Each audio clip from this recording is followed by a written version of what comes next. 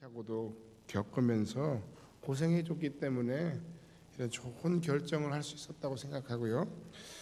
모든 것이 합력하여 선을 이루시는 하나님을 찬양합니다.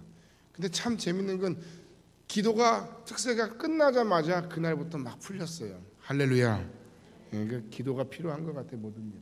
또 어제는 남양주에 있는 생명교회에서 열린 노예 그 찬양제에 우리 찬양대가 또 에바 선교 중창단이 찬양을 하고 왔는데 음향이 별로 좋지 않았는데도 불구하고 누군가 말하기를 우리 찬양대가 찬양할 때가 방송실 음향이 제 상태가 좋았다고.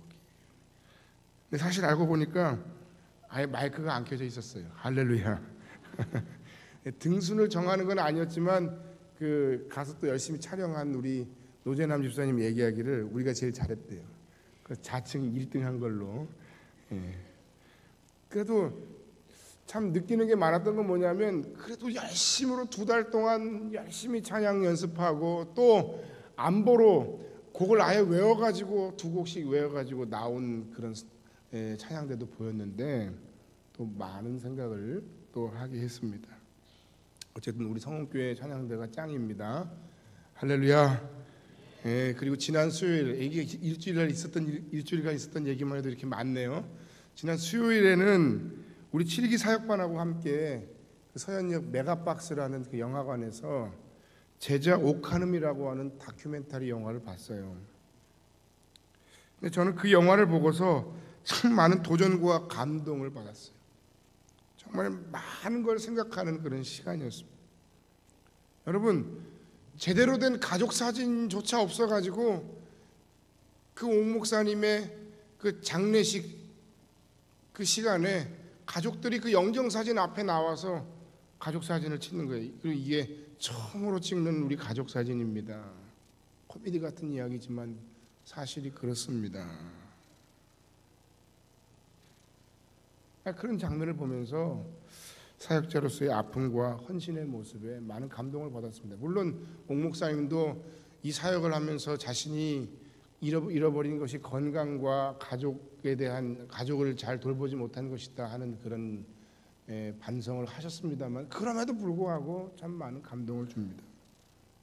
그러나 이 다큐멘터리 영화에서 가장 도전을 받아야 할 부분은 물론 사역자, 제자, 오카눔의 사역의 정신이겠지만 동시에 오늘날 이 땅의 수많은 부흥신화 속에서 잘못 세워진 교회론에 대한 도전입니다. 그걸 생각해야 돼요.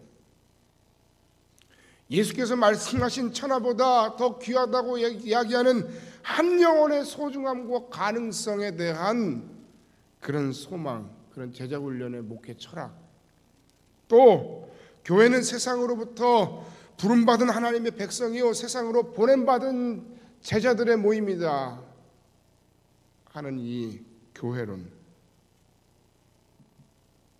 우리 아버님이 저에게 목회적으로 참 많은 큰 영향을 미쳤습니다만 동시에 혹하는 목사님의 이 교회론이 우리 교회의 세상에 대한 선교적인 사명에 눈뜨게 하는 어떤 계기가 됐습니다.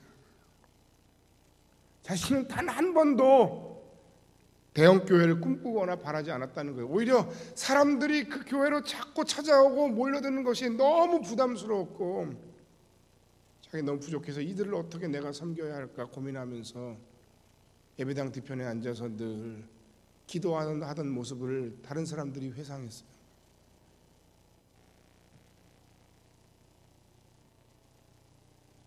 저는 이분의 말을 믿습니다. 대형 교회를 꿈꾸지 않았다는 것.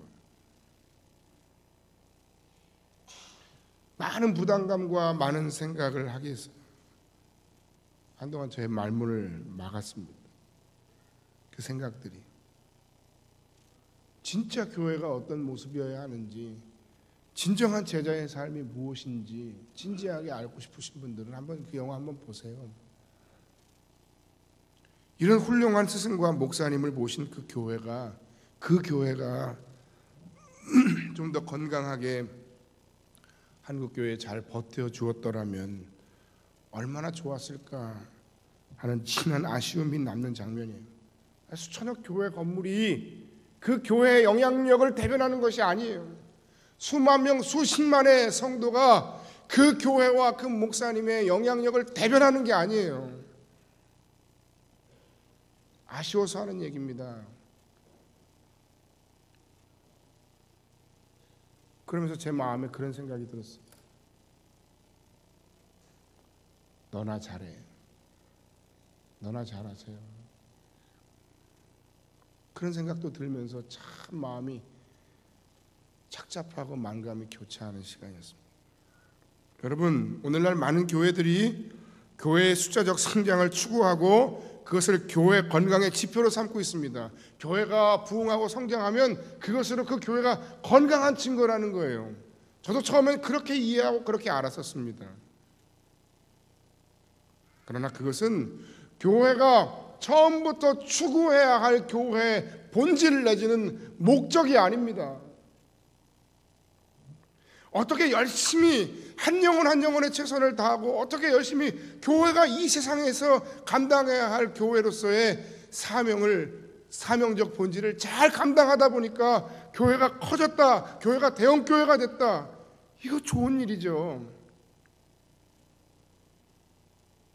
그런데 이런 것이 아니라 여러분, 이걸 구분할 수 있어야 돼요. 이제는 성도들이 교회의 숫자적인 부흥과 성장, 그것 자체가 교회의 목적이 되고 그것 자체가 교회의 본질이 되어서 온갖 경영학과 온갖 매뉴얼과 온갖 현대의 목회의 방법론들이 다 동원돼서 불신자들을 전도하고 죽어가는 영혼들을 살리고 섬기고 어려운 사람들을 섬기고 그리스도의 향기를 드러내는 사역이 아니라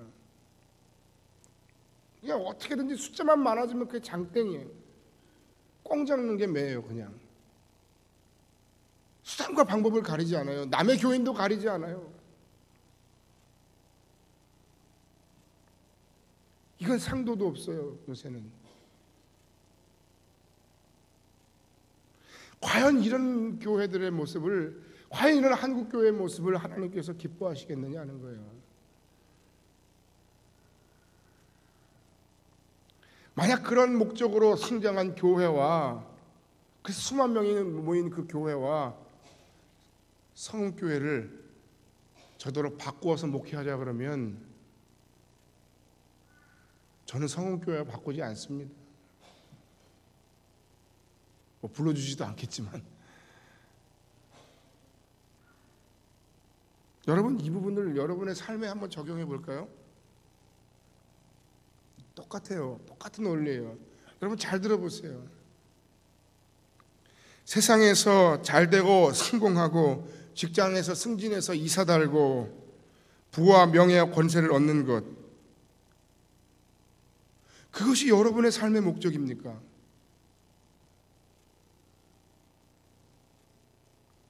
그것이 진정한 크리스찬의 삶의 목적이 될 수 없다는 겁니다. 여러분, 부자가 되세요. 인정받으세요. 뭔가 이 사회적인 성취를 이루세요. 성공하세요. 그런데 여러분, 그것은 하나님의 사람으로서 이 땅에서의 성실함과 하나님의 영광을 위해 사는 성도들의 진실한 삶의 목적을 이루는 과정 속에 뭐로서? 열매로서 여러분에게 주어지는 것이어야 합니다. 그 자체가 목적이 되어서는 안 되는 거예요. 구분이 안 되세요? 하나님의 일을 감당하라고 또 나보다 연약한 사람들, 불쌍한 사람들, 이 세상에 수많은 사람들을 돌보라고 하나님께서 내게 다른 사람에게 주지 않은 특별한 재능과 특별한 국률한 마음과 특별한 달란트를 주신 것으로, 도구로 내게 주신 것으로서 우리가 여겨야 하는 거예요. 이게 크리스찬이에요, 여러분.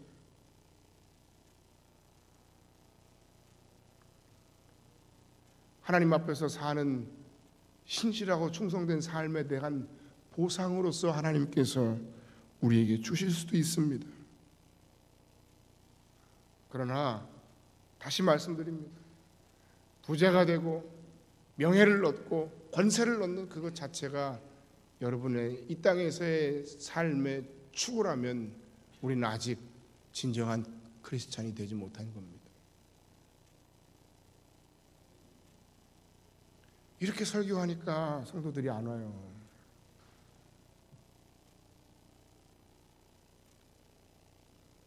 교인들이 많이 북적북적 하는 교회들의 메시지를 한번 들어보세요.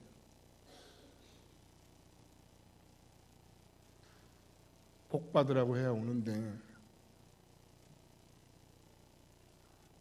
복을 이야기해야 하는데, 근데 문제는 그 복을 자신들이 규정해 놓은 거예요. 하나님이 우리에게 말씀하시고 허락하신 참 위대한 축복의 메시지들이 너무 많은데 자기가 이미 다 규정해 놨어요. 이것만이 복이에요. 그 하나님이 우리에게 말씀하신 진짜 복은 별로 관심이 없어요. 그저 돈 많이, 그저 건강하게, 그저 원하는 것 다 이루어지고 내 자녀들 좋은 대학 가고 또 좋은 직장 가지고, 뭐 저도 기도해요. 제가 이 교회 목회하고 제가 성전 건축하면서, 그게 벌써 15년 전 얘기죠. 99년도 2000년도에 성전을 건축했잖아요, 여러분. 근데 그때 그 당시에 제가 기도하던 기도의 내용이 있어요. 다른 많은 기도 가운데 자녀와 관련돼서, 하나님 우리 자녀들 다른 것 좀 기대하지 않습니다. 그저 그냥 공부나 좀 마음껏 할 수 있는 좋은 환경 허락해 주세요. 딱 그거 한 가지 기도했어요. 그거 말고는 기도 안 했어요. 저를 위해서, 우리 가족을 위해서 뭐 아무것도 기도한 게 없어요. 딱 그거 하나 기도했어요. 그런데 참 놀랍게도 그 하나님께서 한 가지 그냥 길을 열어주시고 축복하시더라고요.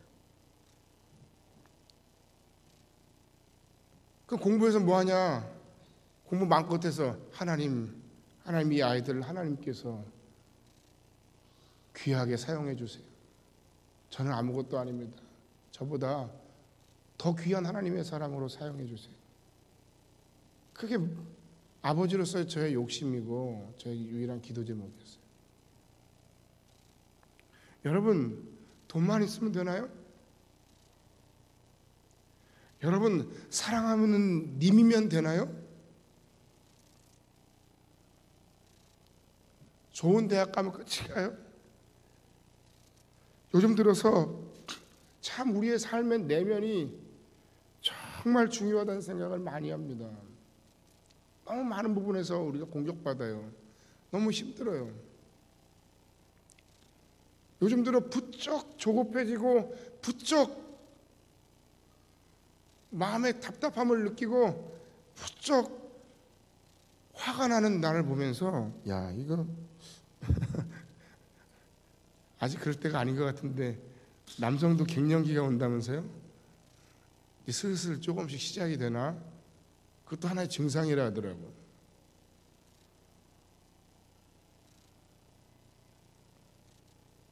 조금씩 우리의 삶의 이런 변화들에 대해서 우리가 잘 준비하고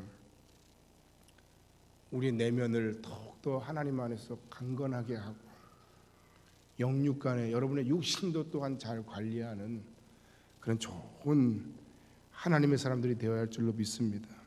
우리는 우리의 내면을 참 잘 가꾸고 성장시키고 정리해 갈 필요가 있어요. 여러분, 내 영혼, 내 마음, 내 심령에 임하시는 하나님의 진정한 축복의 실체가 있습니다. 그것이 무엇인가? 첫 번째, 하나님의 축복의 핵심은 예수의 영이신 성령께서 내 영혼에 임하시는 것입니다. 할렐루야. 사사기에 보면 기드온이라고 하는 사람이 있어요. 근데 이 사람은 정말 보통 사람이에요. 아무것도 아닌 사람이에요. 그 민족이 여러 민족으로부터 고난을 당하고 열심히 타작하면 마치 메뚜기 떼가 휙 휩쓸고 지나간 것처럼 사사기에 보니까 여러 주변의 민족들이 블레셋이 미디안이 막 수탈해가고 공격을 하고 다 빼앗아갈 때 그 사람은 어떻게 한 사람이에요? 남들이 빼앗기든 말든 뭐예요? 자기 자신만 생각했어요. 자기가 지은 작은 수확물들을 지키기 위해서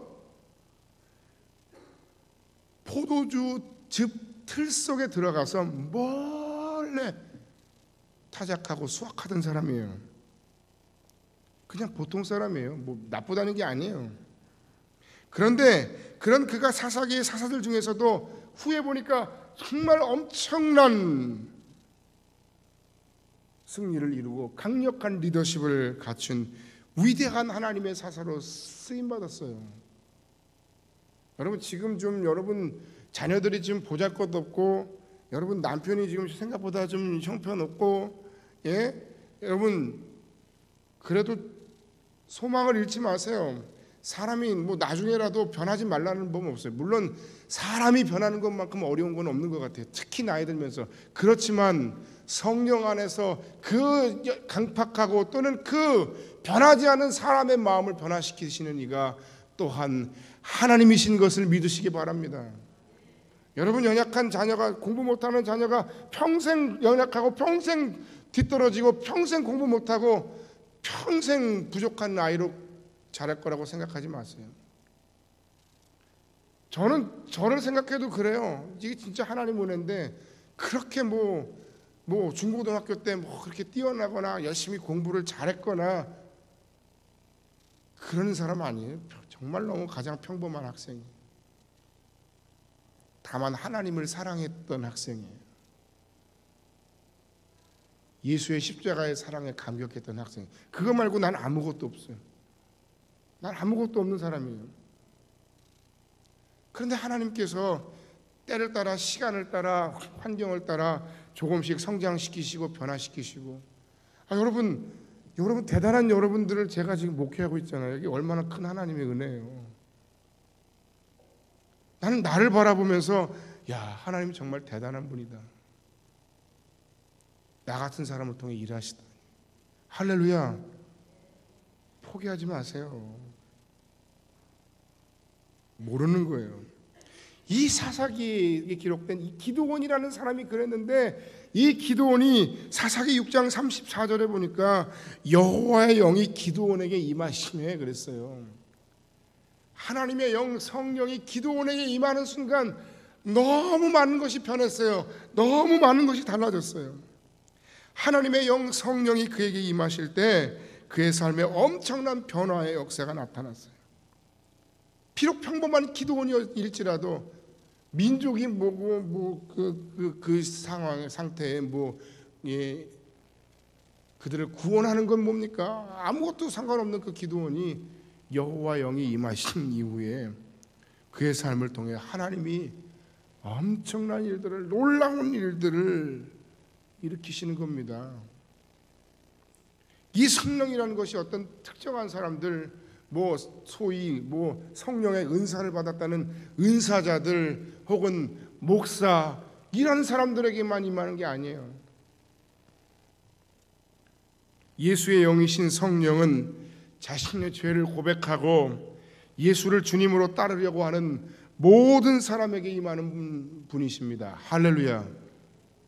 이제까지 내 삶의 주인이 나였다면 이제 진정한 나의 삶의 주인은 하나님이십니다. 주님이십니다라고 주 예수의 영을 여러분의 삶에 여러분의 심령에 영접하면 여러분의 마음 여러분의 영혼에 영접하는 그 순간 여러분의 심령 속에서 떠나지 아니하시고 여러분과 더불어서 평생 함께 하시고 여러분의 인생과 삶을 붙들어 주시는 분이십니다. 사도행전 2장 38절에 보니까 베드로가 이르되 너희가 회개하여 각각 예수 그리스도의 이름으로 세례를 받고 죄사함을 받으라. 그리하면 성령의 선물을 받으리니. 여러분 꼭 기억합시다.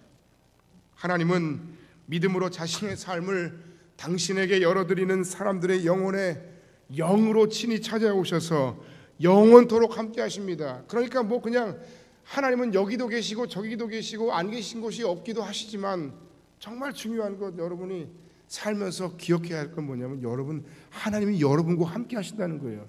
그게 임마누엘이야. 하나님이 여러분과 함께 하신다. 어떤 삶의 환경과 형편과 처지 속에서도 여러분을 붙들고 계십니다. 이 사실이야말로 여러분 인생의 가장 큰 축복의 사건이에요. 우리의 삶의 진정한 하나님의 도우심과 하나님이 우리에게 허락하시는 모든 인생의 축복의 전제는 여기서부터 시작. 바로 이 부분에서부터. 그 진짜 축복은 뭐예요? 하나님이 내 안에 찾아오시는 거예요. 나와 함께 하시는 거예요. 그게 없는데 여러분 물질이 많으면 뭐 할 거예요? 그게 없는데 여러분 세상에서 성공하면 뭐 할 거예요? 여러분이 그토록 간절히 기대하고 좋아하는 여러분이 자동차를 여러분이 얻으면 뭐 할 거예요? 남자분들. 남들이 들고 다니지 않는 백을 수천만 원짜리를 남편이 선물해 준들 뭐 할 거예요? 야, 저것만 봐도 내가 배가 부르다. 너무 행복하다.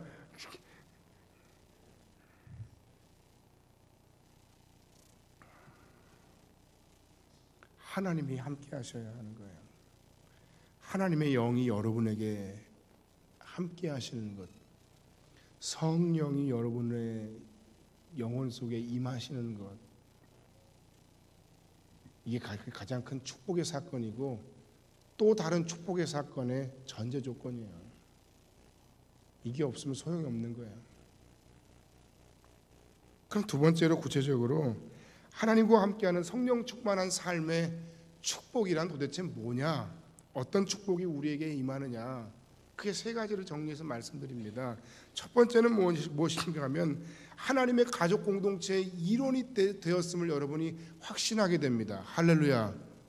성령이 여러분 안에 임하심으로 여러분에게 오는 놀라운 축복의 첫 번째는 뭐냐면 내가 하나님의 가족이 되었다는 걸 여러분이 알게 되는 거예요.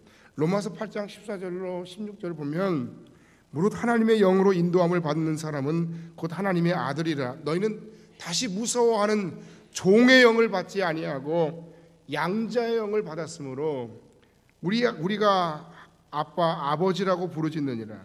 성령이 친히 우리 영과 더불어 우리가 하나님의 자녀인 것을 증언하시나니. 할렐루야.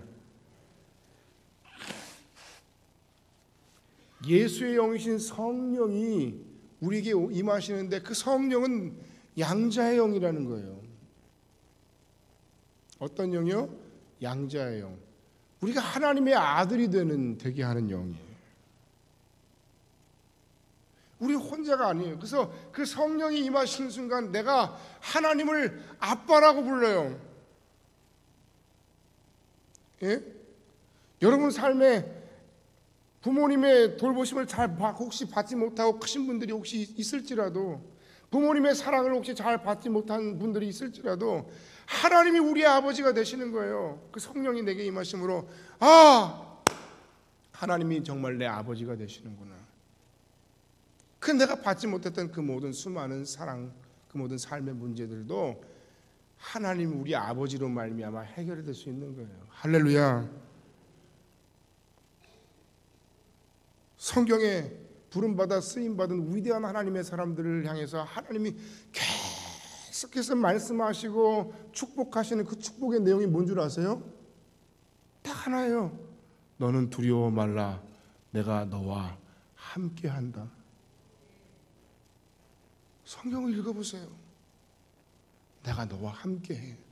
내가 너를 버리지 아니하고 내가 너를 떠나지 아니하고 내가 너를 붙들고 내가 너와 함께하마.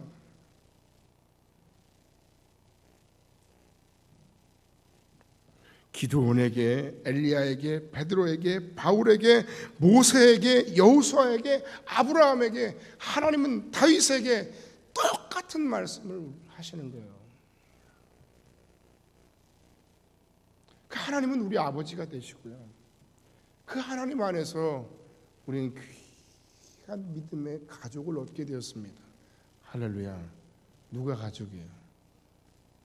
누가 가족이에요?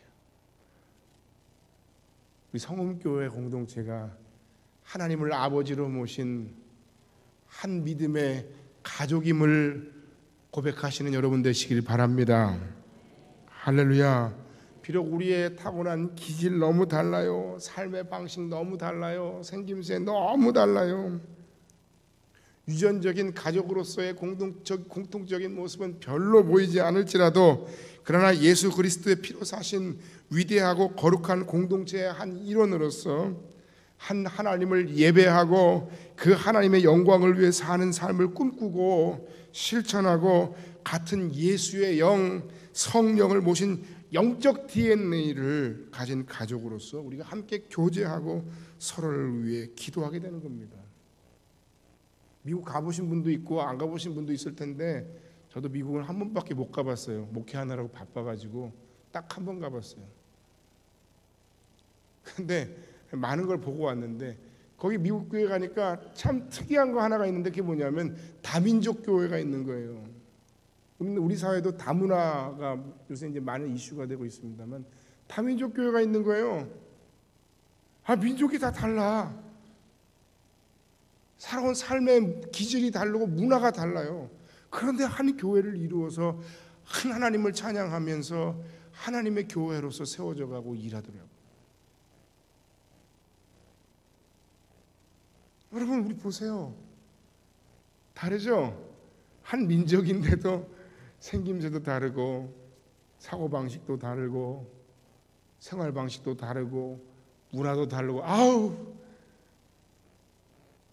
너무 다른 것 같아요. 목사님 너무 힘들어요. 그래봤자 조족지혈입니다. 그런 불평할 게 아닌 거예요. 여러분 생각해 보세요. 유럽 사람, 아프리카 사람, 아시아 사람 여러 민족이 모인 그 짬뽕 국가인 그 미국이 그 교회도 그런 형태로 운영되는 교회들이 많은데 어떻게 그들이 함께 하나님의 교회로서의 거룩함을 유지하며 갈 수 있을까요? 하나님인 거예요. 하나님의 말씀인 거예요. 하나님의 뜻인 거예요. 자기 생각과 자기 기질과 자기 방법과 모든 문화까지 다를지라도 그러나 뭐 앞에 엎드리는 거예요? 하나님 앞에, 하나님의 말씀 앞에, 하나님의 거룩하신 뜻 앞에 순종하는 거예요. 그게 가능한 거예요. 그러니까 여러분 외로워도 마시고 불평도 하지 마시고 두려워도 하지 마세요.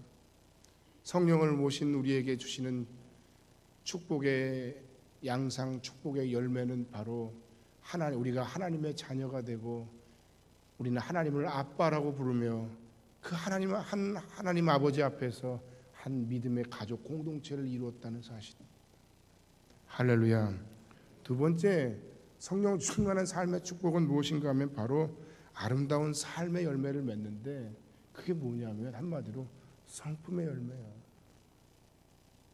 성품의 열매예요. 저 사람은 예수 믿는다는데 그것도 오래됐다는데 왜 이렇게 성질이 그냥 그래? 아주 못돼 처먹었어. 까칠해.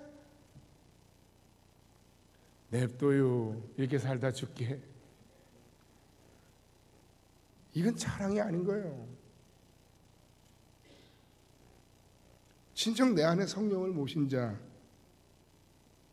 그렇게 우리가 자각하고 살아가면 우리 안에 성령의 역사하심으로 내 마음 가운데 간절한 소원이 생겨요. 내가 어떻게 하면 하나님을 기쁘시게 할까?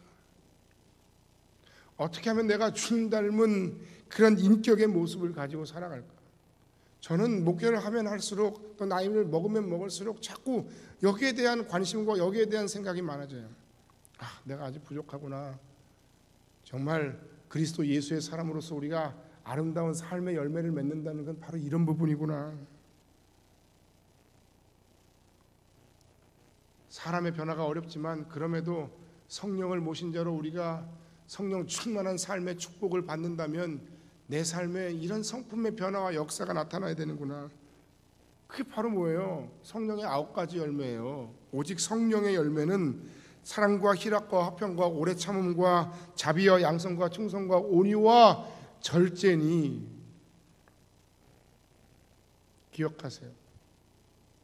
정말 중요한 것은 성령의 은사보다 더 중요한 것은 능력을 행하는 것보다 더 중요한 것은 성령 안에서의 열매, 즉 예수 닮은 인격, 성품인 거예요.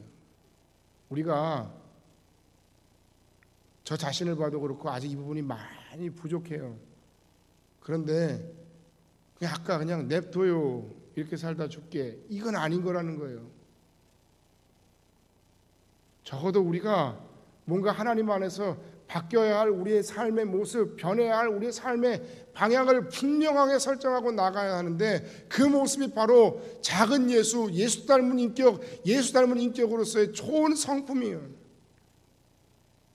할 수 있어요. 내가 하는 게 아니에요. 성령이 내 안에 거하시면 그 성령의 역사하심으로 그 성령이 모난 내 마음을 만져주시고 각진 내 마음을 깎아주시고 그리고 다듬어 주심으로 우리가 더욱더 예수 안에서 성숙해짐으로 우리의 심령과 삶이 좋은 아름다운 성품으로 바뀌어져야 되는 거예요. 적어도 이런 우리 신앙적인 삶의 목표와 방향성은 우리가 분명히 가져야 되는데 냅둬요, 이건 아닌 거예요. 하나님 앞에서, 교회 안에서 우리 모두가, 저를 포함해서 얘기합니다, 지금보다 더 귀하게 쓰임받는 정말 중요한 기준은 능력이 아닙니다.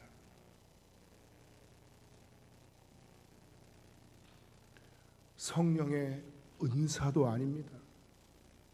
여러분, 조금 어떤 부분에 능력이 있고 좀 어떤 부분에 은사가 있으니까 여러분을 하나님 안에서 세우려고 교회에서 이것도 한번 해보세요, 저것도 한번 해보세요 하고 은사를 체크하고 그 은사를 찾아주지만, 그러나 결정적인 순간에 더 중요한 것은 무엇인가 하면 모든 사람과 더불어 화평하고 모든 사람과 더불어 그들을 다 리더할 수 있는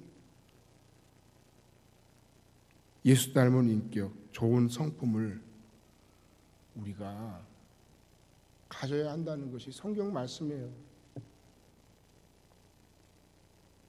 이 부분에 우리의 부족함을 느낍니다. 어떤 복을 구하십니까?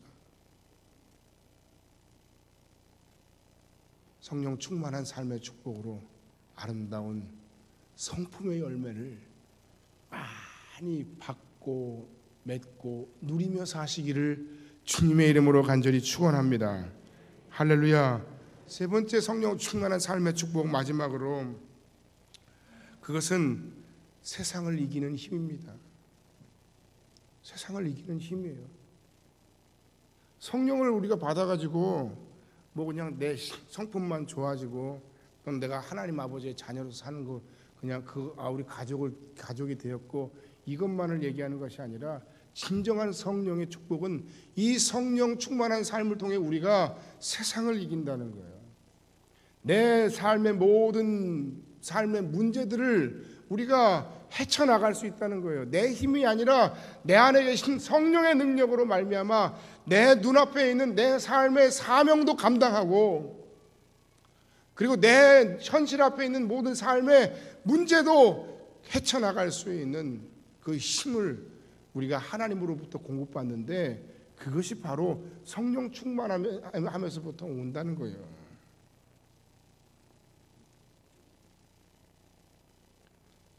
사명을 감당할 수 있는 은사를 성령을 통해서 우리에게 주시기도 합니다. 태어날 때부터 주신 기질, 재능, 그리고 성령의 역사하심 속에서, 기름 부으심 속에서 우리가 받는 어떤 영적인 은사들, 직임적인 은사들, 이런 것도 성령 안에서 주시지만, 무엇보다도 성령 안에서 능력은 우리로 하여금 세상을 이길 수 있는 도우신 하나님의 구체적인 축복이 된다는 거예요. 그 힘은 자신의 연약함을 겸손히 고백하고 하나님의 긍휼을 구하는 자들에게 주어집니다. 하나님 도와주세요. 제가 아침에 설교하기 전에 뭐 했을까요? 1부 예배와 2부 예배 사이에 약 30분의 시간이 있는데 앉아서 가만히 앉아서 있으면서 기도했어요. 하나님, 오늘도 도와주세요. 제가 이 강단에 올라가서 저기 앉아서 뭐 했을까요? 하나님, 오늘도 모나고 부족하고 연약한 내가 하나님의 말씀의 사람으로 섭니다. 하나님, 도와주세요.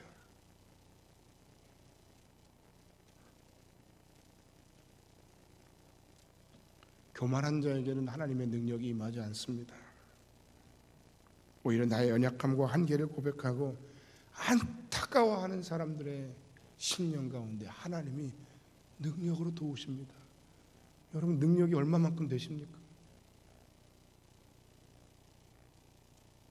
여러분 삶의 그 모든 어려움은 여러분으로 하여금 그 능력의 한계를 고백하고 하나님께 나아가는 하나님의 역사하심의 도구입니다.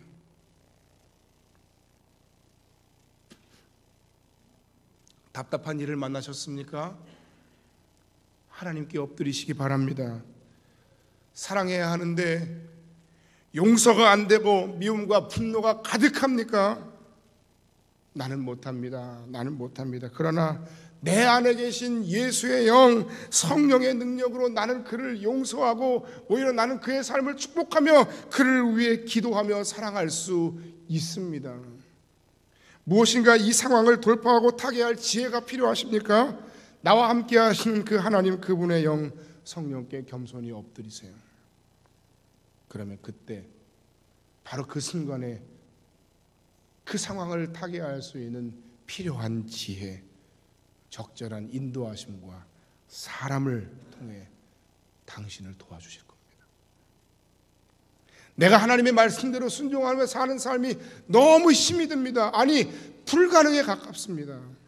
하나님 어찌합니까? 하나님 도와주세요. 그러나 기억하시기 바랍니다. 이 순간에 예수의 사람들은 내 힘으로 이 하나님의 말씀을 순종하는 것이 아닙니다. 내 안에 계시는 성령의 능력을 의지할 때 그것을 감당할 수 있는, 말씀대로 살아갈 수 있는 힘을 주십니다. 왜 못합니까? 하려고 하지 않기 때문에. 왜 못합니까? 성령께 겸손히 능력을 구하지 않기 때문에 못하는 거예요. 아니, 정확히 얘기하면 안 하는 거예요. 하나님이 이렇게 성령 안에서 나를 도와주시겠다고 말씀하셨는데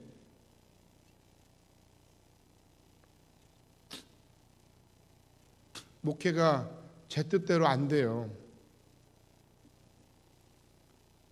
때때로 성도들이 제가 하는 그 목회에 반이나 이해하고 있을까, 협조하고 있는 모습들 보면서 내가 지금 뭐 하는 거지? 참 힘들 때가 많아요. 솔직히 가까운 사람들과 더불어 불평하기도 해요. 너무 속상해서.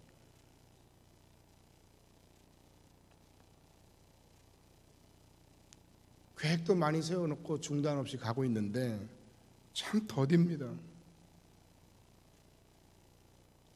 그러나 이런 것들을 통해서 하나님은 참 아직 많이 부족하고 모자란 나를 붙들고 계심을 느낍니다. 바로 지금 이 순간이 내가 겸손히 하나님의 능력, 성령의 능력을 구할 때이다. 그렇게 구하고 기도하면 하나님은 절대로 나의 기도에 외면하지 않으시고 나를 도와주신다. 할렐루야.